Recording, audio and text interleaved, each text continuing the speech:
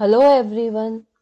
स्वागत है आपका अपने यूट्यूब चैनल विज्ञ क्लासेस में, जिसमें हमने इंडियन पॉलिटी की यूट्यूब सीरीज स्टार्ट करी है, जिसका नाम है crystal clear batch of Indian polity, जो कि आपके UPSC exams and other competitive exam के लिए काफ़ी बेनिफिशियल रहने वाली है।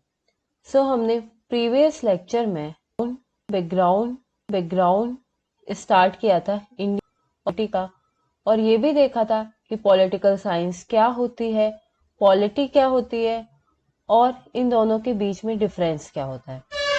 हमने हिस्टोरिकल बैकग्राउंड के अंदर ये सारे टॉपिक कवर कर लिए थे कि ब्रिटिशर्स कैसे कैसे आए, फिर बैटल ऑफ प्लासी में उनका कैसे डोमिनेंस बढ़ा, फिर बक्सर की बैटल के अंदर उनका कैसे और उनकी पावर बढ़ी, और फिर उनको दीवानी राइट मिला।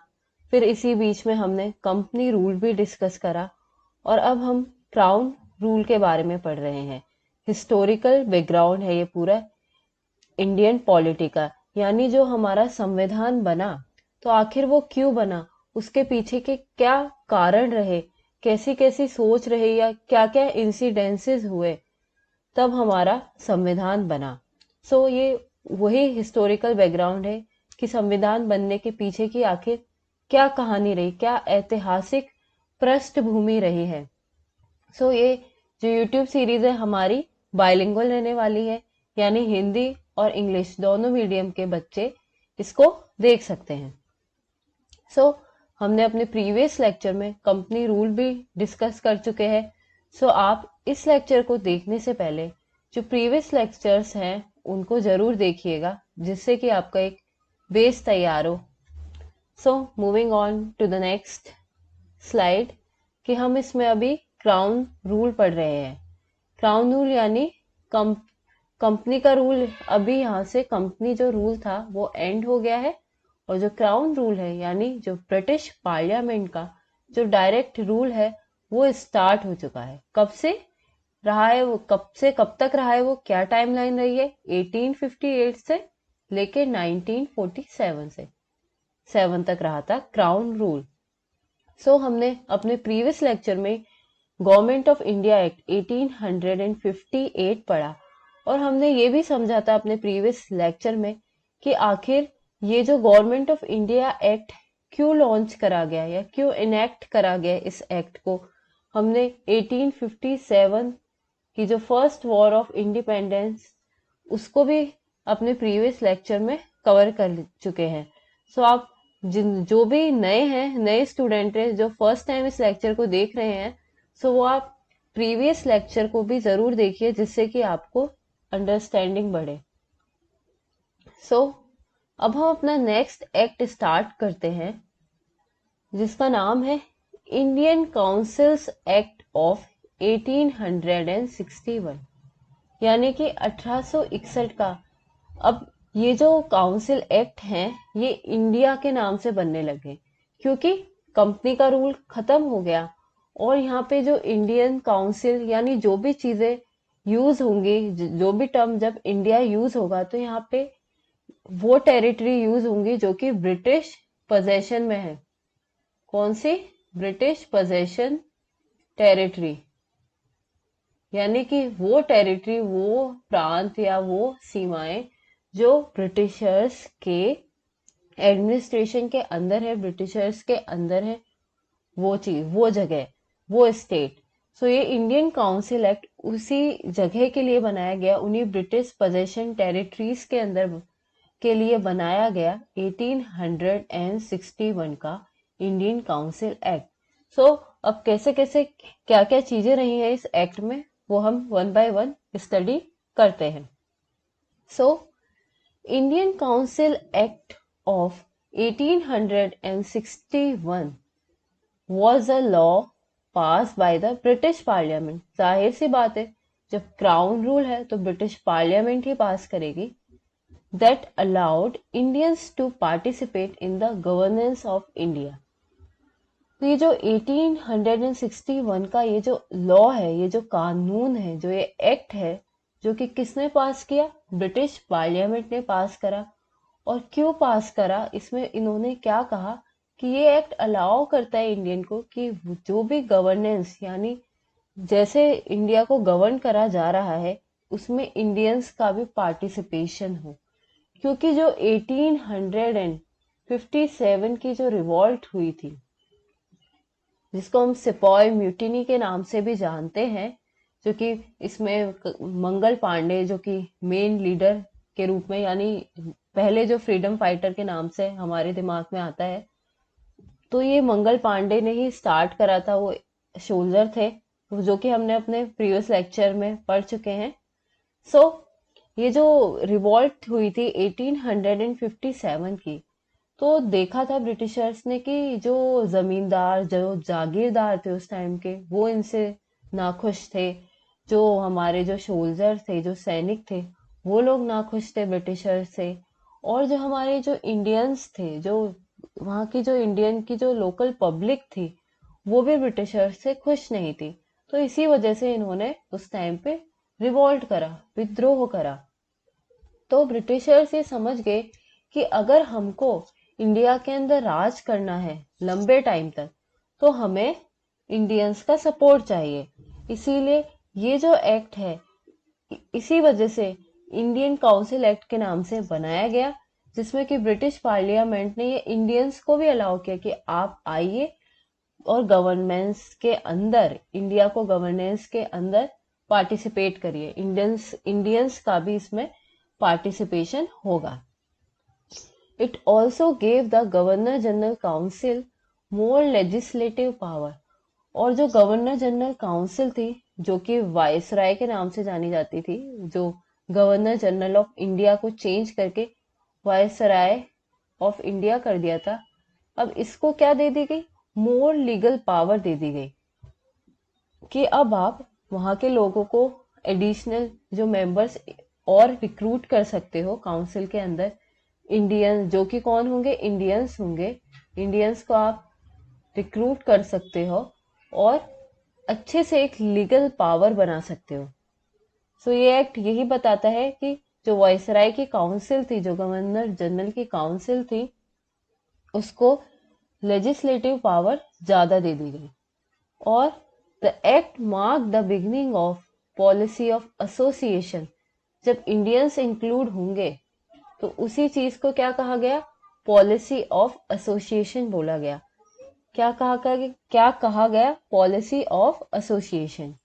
तो the act marked the beginning of A policy of association with Indian leaders. किसके साथ में, जाहिर सी बात है भाई, ब्रिटिशर्स है तो किसी और जो फॉरेन वहां के जो भी जैसे पुर्तगीज है उनका थोड़ी ना उनको एसोसिएशन चाहिए, इंडिया का ही एसोसिएशन चाहिए, इंडियन लीडर्स का ही एसोसिएशन चाहिए, तभी तो इंडिया के अंदर अच्छे से रूल कर पाएंगे। सो इस एक्ट ने शुरुआत करी पॉलिसी ऑफ एसोसिएशन की विथ इंडियन लीडर्स। और इसी के चलते हुए 3 act were pass by the British parliament ने 3 एक्ट पास करे। कौन कौन से, यही 1861 में, 1892 में एंड 1909 में, जो कि ये पूरी एक आप श्रृंखला कह सकते हो इंडियन काउंसिल एक्ट की। तो ये 3 एक्ट पास करे गए किस चीज के अंदर, पॉलिसी ऑफ एसोसिएशन के अंदर। और किसके सहयोग, किसका एसोसिएशन चाहिए था, इंडियन लीडर्स का एसोसिएशन चाहिए था। It also paved the way for the future legislative development, जिससे कि फ्यूचर में कोई भी ब्रिटिश पार्लियामेंट लॉ बनाना चाहे तो जो इंडिया के जो लोग हैं, जो पीपल हैं, वो भी उनको उन लॉ को माने, सहमत हो।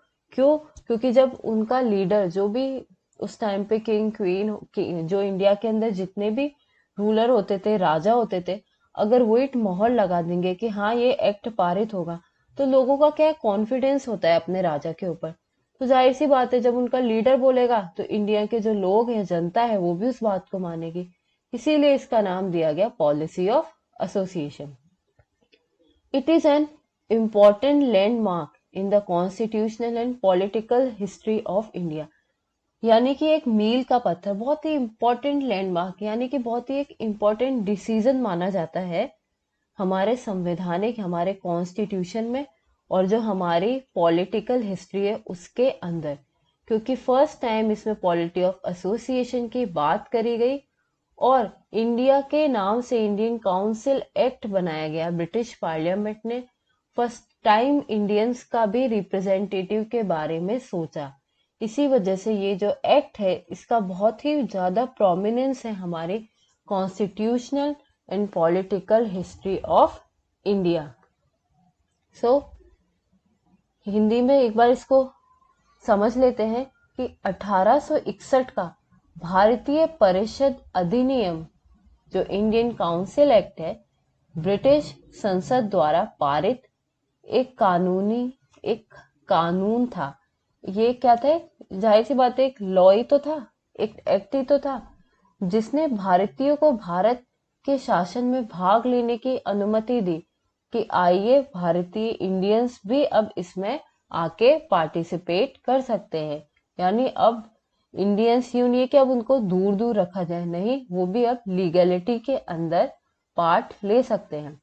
इसने गवर्नर जनरल की परिषद को अधिक विधायी शक्ति दी, मोर लीगल पावर दी। इस अधिनियम ने भारतीय नेताओं के साथ सहयोग की नीति की शुरुआत करी। एक पॉलिसी ऑफ एसोसिएशन क्या करी? सहयोग की नीति, जिसको हम क्या कहते हैं? सहयोग की नीति की शुरुआत करी। ब्रिटिश संसद द्वारा 1861, 1892 और 1909 में 3 अधिनियम पारित किए गए। ये 3 लॉ बनाए गए। इसने भविष्य के विधायी विकास यानी जो लेजिस्लेटिव काउंसिल थी उसका डेवलपमेंट करा। इसने भविष्य के विधायी विकास का मार्ग भी प्रशस्त किया। यह भारत के संवैधानिक और राजनीतिक इतिहास में एक महत्वपूर्ण मील का पत्थर साबित हुआ।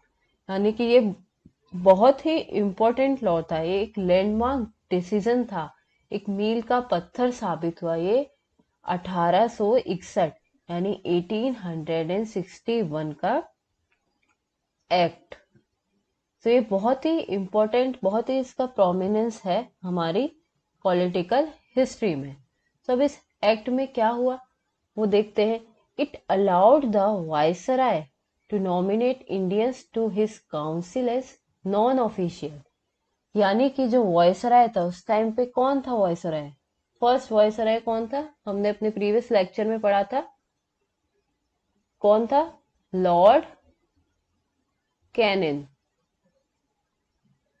Lord Canning was the first viceroy of India. तो इसके वायसराय को ये एडिशनल पावर दे दी गई कि आप इंडियंस को भी अपने काउंसिल के अंदर रिक्रूट कर सकते हो, उनको अलाउ कर सकते हो कि अब वो भी पार्ट ले सके। तो इसने कुछ इंडियंस को अलाउ करा था। 1862 में लॉर्ड कैनिन ने इंडियंस को अलाउ करा था कि वो पार्टिसिपेट कर सके।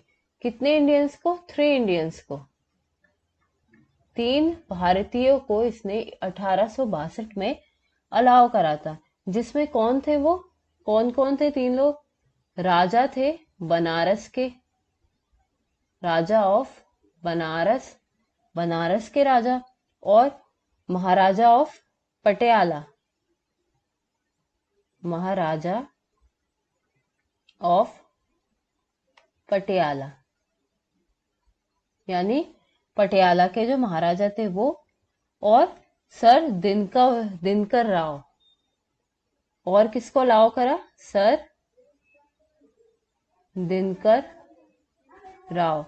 उस टाइम पे ये बहुत ही फेमस थे ये 3 लोग। इन तीनों को लॉर्ड कैनिन ने अलाउ करा 1862 में 3 इंडियंस को कि आप एक नॉन ऑफिशियल के रूप में वायसराय की जो काउंसिल है उसके अंदर पार्टिसिपेट कर सकते हो, यानी कि पार्ट ले सकते हो डिसीजन मेकिंग के अंदर। It restored legislative power to the Madras and Bombay presidency को इसने पावर दे दी गई। पहले क्या था? सेंट्रलाइजेशन था। पहले पावर को वो बांटते ही नहीं थे किसी के साथ में। पहले क्या था? सेंट्रलाइजेशन था।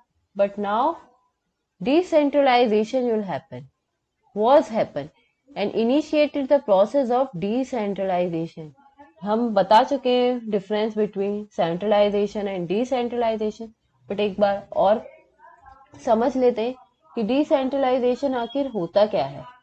तो डिसेंट्रलाइजेशन का मतलब होता है कि मान लो कोई ए है जो कि सुपीरियर बॉडी है, जो ए है वो क्या है, एक सुपीरियर बॉडी है। सो सेंट्रलाइजेशन में तो क्या होता है, वो हर काम खुद ही करता है, सारी डिसीजन मेकिंग पावर उस ए के पास में होती है। बट डिसेंट्रलाइजेशन में क्या होता है कि उसने अपने सबॉर्डिनेट यानी इस बी को पावर बांट दी। इस बी ने क्या किया, वर्कलोड ज्यादा है तो इसने सी को पावर बांट दी। तो this is all are decentralisation. तो इसमें डिसेंट्रलाइजेशन की भी नींव रखी गई, यानी जो इसमें 1861 का जो इंडियन काउंसिल एक्ट था उसमें जो पावर थी, जो लेजिस्लेटिव पावर थी, वो मद्रास एंड बॉम्बे को भी दे दी गई कि आप भी अब अपनी लीगलिटी लेजिस्लेटिव पावर को यूज कर सकते हो, काम कर सकते हो अपने हिसाब से।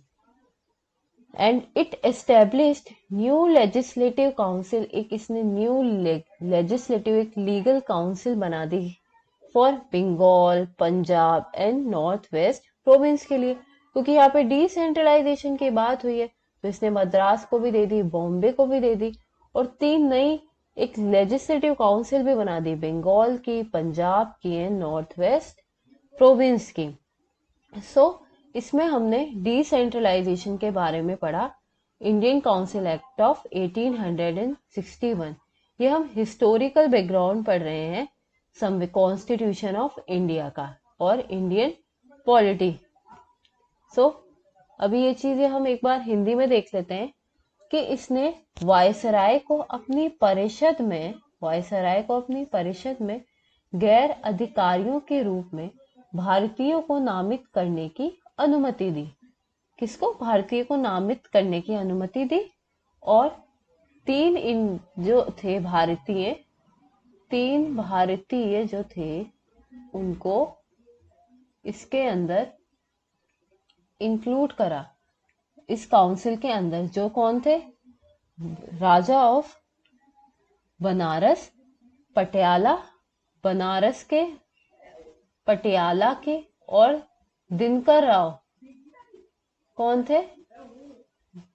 दिनकर राव। इनको इसमें इंक्लूड करा। इसने मद्रास और बॉम्बे प्रेसिडेंसी को विधायी शक्तियां बहाल की, यानी डिसेंट्रलाइजेशन की शुरू, विकेंद्रीकरण, जिसको हम हिंदी में क्या कहते हैं, विकेंद्रीकरण। और इसका उल्टा क्या होता है? केंद्रीकरण। क्या होता है? केंद्रीकरण। ठीक है, तो विकेंद्रीकरण की प्रक्रिया शुरू की इसने। बंगाल, पंजाब और उत्तर पश्चिमी सीमांत प्रांत के लिए नई विधान परिषद की स्थापना करी। क्योंकि विकेंद्रीकरण की नीति चल रही थी तो इसीलिए इन्होंने इन जो अलग अलग और सीमांत प्रांत के लिए नई विधान परिषद बनाई, उनकी स्थापना करी। Next, it gave the viceroy the power to make rules and order for the council. क्योंकि इसने वायसराय को और पावर दे दी कि भाई लीगल लेजिस्लेटिव पावर तो दे दी, प्लस तुम और ज्यादा कानून बना सकते हो, रूल्स बना सकते हो और ऑर्डर्स भी दे सकते हो फॉर काउंसिल्स के लिए, यानी एक अच्छे मैनेजमेंट करने के लिए, एक अच्छे तरीके से चीजों को एग्जीक्यूट करने के लिए, एग्जीक्यूशन के लिए क्या दे दी? उनको पावर दे दी गई कि आप रूल्स बना सकते हो प्लस ऑर्डर दे सकते हो, ऑर्डर बना सकते हो काउंसिल के लिए। कौन थी काउंसिल? यानी कि एक वायसराय उसमें हेड होता था और बाकी के जो मेंबर होते थे वो एडवाइस देते थे। मान लो कोई भी नीति या कोई भी रूल बनाना है किसी चीज के ऊपर, कोई तो उस पे पहले सब लोग डिस्कस करते थे, फिर जो वायसराय का डिसीजन होता था वो सबसे ऊपर होता था। It recognise the portfolio system. अब इसमें ये बहुत ही इंपॉर्टेंट टर्म है कि पोर्टफोलियो सिस्टम फर्स्ट टाइम कब आया था और किसने इंट्रोड्यूस करा था और किस एक्ट के अंदर आया था। तो किस एक्ट में आया था ये? इंडियन काउंसिल एक्ट ऑफ 1861 में आया था। किसने इंट्रोड्यूस करा था? लॉर्ड कैनिंग ने, जो कि हमारे फर्स्ट वायसराय ऑफ इंडिया भी रह चुके हैं। और कब आया था ये? 1851 में। अब आप सोच रहे होंगे चलो ये सब चीजें तो ठीक है, but what is portfolio system? आखिर पोर्टफोलियो सिस्टम होता क्या है? तो अंडर दिस, इसके अंदर क्या होता है?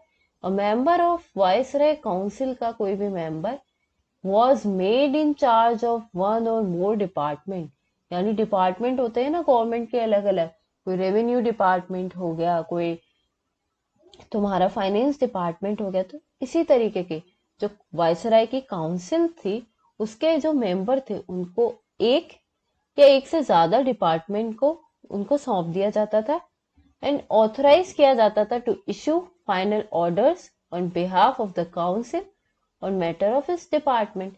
यानी कि कोई भी, मान लो ये वायसराय है, ये इसकी काउंसिल का कोई भी मेंबर है, ठीक है, और इसके अंडर में मान लो दो डिपार्टमेंट आ रहे हैं, कोई रेवेन्यू डिपार्टमेंट और ये फाइनेंस डिपार्टमेंट आ रहा है। तो अब डिसेंट्रलाइजेशन की नीति तो चल ही रही है, तो वायसराय ने इसको पावर दे दी कि भाई तुम, जरूरी नहीं है अब हर छोटी छोटी बात मुझसे पूछोगे, तुम अपने स्तर पे भी उसके लिए एक डिसीजन बना सकते हो अपने डिपार्टमेंट के बिहाफ पे। इसको इतनी पावर दे दी गई। तो मान लो कोई रेवेन्यू से रिलेटेड कोई चीज आ गई, मान लो कि भाई स्टेट में तुम्हारे को कोई चीज, मान लो कोई बिल्डिंग ही बनवानी है, कोई बिल्डिंग बनवानी है, तो उसके लिए पैसे अलोकेट करने हैं। तो सीधा सीधा क्या है, चलो किसी से उसे पूछने की जरूरत नहीं है, छोटे अमाउंट के लिए किसी से पूछने की जरूरत नहीं है, उसने सीधा ही डिसीजन बना दिया कि हाँ चलो ठीक है, मान लो 50,000 करोड़ दे देते हैं। उस टाइम पे तो खैर बहुत ज्यादा थे, मान लो 5 लाख रुपीज अलॉट करने हैं। सो ये पावर दे दी गई। यही होता है पोर्टफोलियो सिस्टम, यानी कि चीजों को डिवाइड कर दे और जो भी पैसे हैं, कुछ भी इन्वेस्टमेंट है करना है, या जो भी डिसीजन है, जो काउंसिल का मेंबर है वो वायसराय के बिहाफ पे बना सकता है। ठीक है। It allowed the viceroy to issue ordinances during an emergency for 6 month. अब मान लो कोई इमरजेंसी आ गई एकदम से कि किसी ने अटैक कर दिया, तो अब है ना, वायसराय इसका इंतजार थोड़ी ना करेगा कि भाई पूरी काउंसिल के मेंबर इकट्ठे हों उसके बाद में फिर वो डिसीजन बनाए उस चीज को लेके। नहीं, उसको ये पावर दे दी गई कि तुम जो वायसराय है, अगर कोई इमरजेंसी है तो उस टाइम पे आप कोई भी ऑर्डिनेंस पास कर सकते हो, कोई भी लॉ पास कर सकते हो, बट यूं नहीं है कि उसका जो टाइम पीरियड है कि वो पूरे साल रहे, मतलब है ना 5 साल रहेगा या 10 साल रहेगा। नहीं, उसका जो टाइम पीरियड होगा ओनली 6 मंथ होगा। जैसे कि कोई भी मान लो नेशनल इमरजेंसी हो गई, कोई वॉर लाइक सिचुएशन हो गई, तो उसके अंडर उन्होंने, वायसराय किसी से पूछेगा नहीं और सीधा सीधा वो कानून बना देगा, और उस कानून की अवधि होगी 6 माह, 6 मंथ के लिए। क्योंकि ऐसे तो मान लो, क्योंकि वो जो कानून है उस टाइम के लिए ठीक है, पर जरूरी नहीं है वो आने वाले टाइम के लिए भी सही हो। और क्योंकि उसने काउंसिल के मेंबर्स की उसमें अनुमति नहीं है, परमिशन नहीं है, तो इसी वजह से उसका जो टाइम पीरियड है वो 6 मंथ होगा। अगर वो लॉ अच्छा है और तो फिर वो दोबारा से डिस्कस किया जाएगा, और काउंसिल के मेंबर अगर उस बात पे राजी होते तो वो जो लॉ है वो कंटिन्यू रनिंग में रहेगा। सो ये चीजें हम एक बार हिंदी में देख लेते हैं कि इसने वायसराय को परिषद के लिए नियम और आदेश बनाने की शक्ति दी। ठीक है, शक्ति दे दी। इसने पोर्टफोलियो प्रणाली को मान्यता दी, जो पोर्टफोलियो सिस्टम है, वेरी इंपॉर्टेंट, जिसे 1859 में 59 में लॉर्ड कैनिन ने पेश किया था, लॉर्ड कैनिन ने बनाया था, जो कि हमारे पहले वायसराय रहे हैं इंडिया के। इसके तहत वायसराय परिषद के एक सदस्य को सरकार के एक या एक से अधिक विभागों का प्रभारी बनाया गया। इसमें क्या होता है, अभी पोर्टफोलियो सिस्टम बता रहा है आपको कि पोर्टफोलियो प्रणाली होती क्या है। प्रभारी बनाया गया और अपने विभाग के मामले में परिषद की ओर से अंतिम आदेश जारी करने का अधिकार दिया गया। ठीक है, कि भाई वो अंतिम आदेश जारी कर सकता है चीजों को लेके। इसने वायसराय को 6 महीने के लिए आपातकाल के दौरान अध्यादेश जारी करने की अनुमति दी। यानी कि इमरजेंसी में कोई भी इमरजेंसी हो गई तो उसमें वो कानून बना सकता है, पर उसकी अवधि 6 माह की रहेगी। तो ये पूरा था आपका इंडियन काउंसिल एक्ट 1861। अब हमने इसमें सारी अच्छी अच्छी बातें कर ली, पर हर चीज की कुछ खामियां भी होती हैं, तभी तो नया एक्ट और आगे बने। तो इस एक्ट में क्या खामी थी, तो ये थोड़ा देख लेते हैं। The system of centralise law making was defective. जो सेंट्रलाइज था, और मतलब वैसे तो पूरा पूरा सेंट्रलाइज ही था, और जो डिसेंट्रलाइजेशन भी जो इन्होंने करा था ना, वो अच्छे तरीके से नहीं करा था। तो इसी वजह से इसके अंदर अच्छे से कानून बने नहीं, और उनकी फंक्शनिंग अच्छे से नहीं हो पाए, तो इसी वजह से ये इफेक्टिव नहीं था। The system failed to make law that suited local conditions. यानी कि ठीक है, इन्होंने डिसेंट्रलाइजेशन बोला, इंडियंस को भी रिक्रूट करा, लेकिन वो इंडियंस क्या थे, ओनली एडवाइजरी बॉडी थे। यानी कि उनका उतना ओपन रोल नहीं था, क्योंकि वो एक नॉन ऑफिशियल थे। मतलब एक वो अपनी बात बोल सकते थे, बट वॉयसराय या उसकी काउंसिल पे था कि वो उस बात को माने या ना माने। तो उस चीज का कोई यूज ही नहीं था। मान लो डिसेंट्रलाइजेशन भी कर दिया, बट उनके पास फुल अथॉरिटी या ऑटोनॉमी नहीं थी कि वो अपना काम अच्छे से कर सके। यानी एक तरीके से तो वो सेंट्रलाइज्ड ही चीजें थी। The role of additional member was only advisory, सिर्फ एक एडवाइजरी ही था। तो इसी वजह से जो था, हमें नेक्स्ट लॉ बनाने की जरूरत पड़ी, क्योंकि इंडियन काउंसिल एक्ट ऑफ 1861 के अंदर कुछ खामियां रह गई थी। यही चीजें हिंदी में तो आप देख लेना एक बार। So this is all about Indian council act of 1861, जो कि हम क्राउन रूल के अंदर पढ़ रहे हैं। अब हम अपनी नेक्स्ट क्लास में 1892 का 1909 का एक्ट पढ़ेंगे, और आगे ऐसे ये जो हिस्टोरिकल बैकग्राउंड है उसको कवर करेंगे वन बाय वन, बहुत ही डिटेल्ड में। और फिर यहाँ पे 1947 में ये जो हमारा historical background of Indian constitution, या हम कह सकते हैं इंडियन पॉलिटी का ये जो हिस्टोरिकल बैकग्राउंड है, वो खत्म हो जाएगा। सो आई होप आपको ये वीडियो पसंद आई होगी। अगर आपको वीडियो अच्छी लगी हो और आप और ऐसी वीडियो देखना चाहते हो, तो चैनल को लाइक कीजिए, ज्यादा से ज्यादा लोगों को शेयर कीजिए, और चैनल को सब्सक्राइब करना मत भूलिएगा। और हाँ, बेल आइकन पे भी क्लिक करिएगा, जिससे कि आपको आगे की वीडियो के नोटिफिकेशन टाइम पे मिल जाए। So thank you and take